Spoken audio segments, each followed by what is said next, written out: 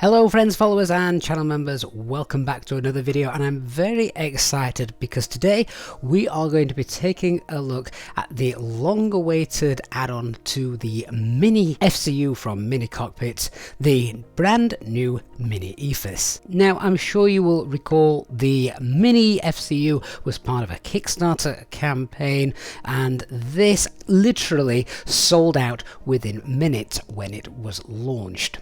It featured highly realistic buttons and knobs, etc. The LCD display was exactly the same as the real-world Airbus FCU, and it is about 8% the size of the real FCU as well, meaning that for those of you like me actually who doesn't have too much space in their flight sim setup, this was the perfect tool. Not to mention, of course, that installation was literally plug and play with nothing else to do. And of course, naturally, those of you that have got the MiniFCU have been waiting for the next installment. Yes, so the MiniEFIS is about to be released. We also have our usual EasyJet SimPilot discount available as well for this product. More details in the video description down below. Make sure you use the discount code to get some money off this unit. And obviously today in this video we're going to have a look at it, take you through quickly setting it up, and also have a look at it in the sim to see which aircraft it actually works with. The A380 is superb, more on that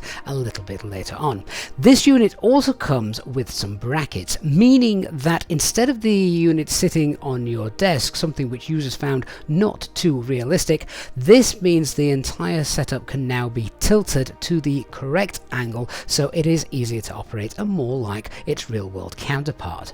This unit then will combine with the MiniFCU by linking the cables together, after which there is decent room within the MiniEFIS so that all those cables will be then tucked in, hidden out of sight. Once that's connected, there's then a bracket which you'll use to connect the two units and secure them together, all of the fittings of course included. The actual build quality then is, as you would expect, very good, and this unit also comes with some additional extra features. For instance, there is the chrono button used in pretty much every flight.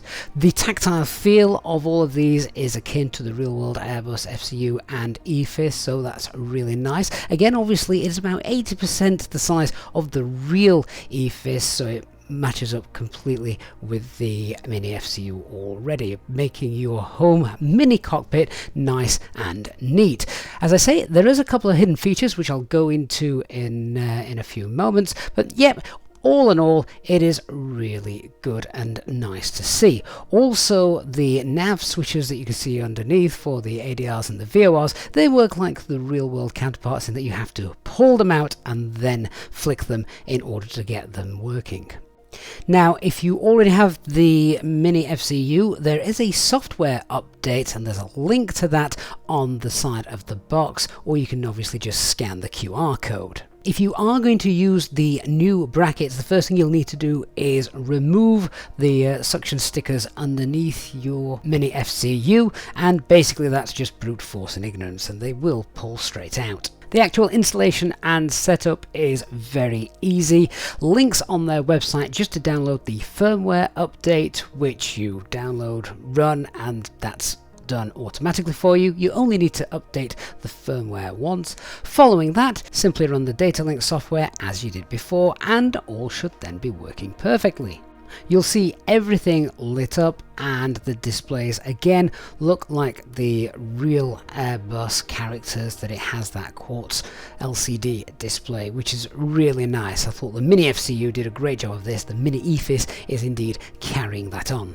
So into the Phoenix then, just for a little quick test. Yes, this works with all versions of the Phoenix. Sadly, no, this unit does not yet work with any of the Airbus in Microsoft Flight Simulator 2024.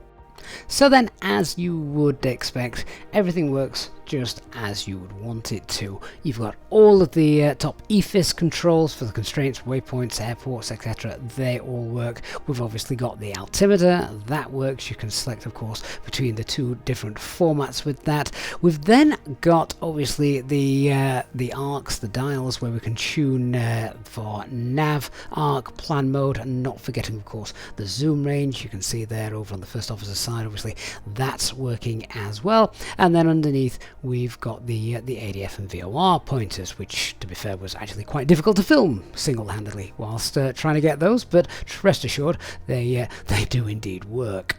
Okay, but now I want to turn our attention to the recently released fly-by-wire Airbus A380 and a little secret function that is included with the MiniEFIS, but it's not obvious unless you know it's there.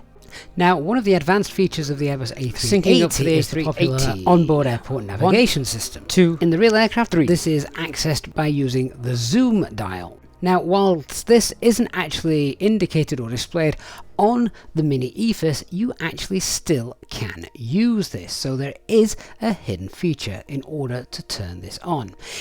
Turning the mode display selector all the way around once more after accessing the plan mode, this turns on that airport navigation system. There you can see it on the navigation display. After that, you can use the range feature to zoom in and out. So it's really neat and obviously great for accessing this if you're flying the Airbus A380. In order to get off the onboard airport navigation system, then all you'll have to do is turn the mode selector all the way around to activate the VOR or the LS modes. That then will clear it off and you'll be able to access back to the nav, arc and normal plan mode. So great that this feature is implemented by default. Of course, the other thing as well, the EFIS buttons at the top.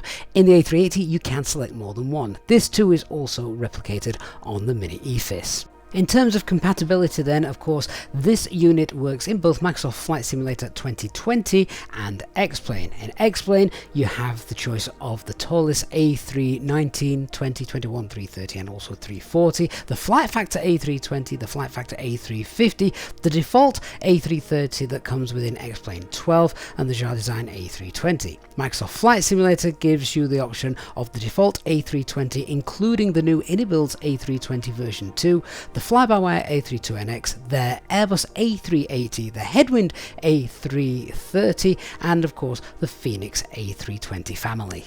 Now, before you go anywhere, once again, remember we are offering an exclusive EasyJet SimPilot discount on this product.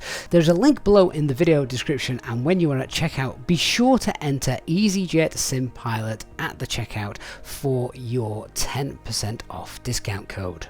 At the time of filming, the release of this product is imminent, so make sure you get in there quickly. More details, of course, on their website, which you'll find by following the link down in the video description. Thank you very much for watching. Hope you found the video useful. If you've enjoyed it, please don't forget to leave a like, and of course, if you're new to the channel, don't forget to hit subscribe and turn on the notifications bell so you don't miss any future videos and of course our live streamed flights. Thanks so much for watching. I'll see you all again in the next one. Bye bye for now.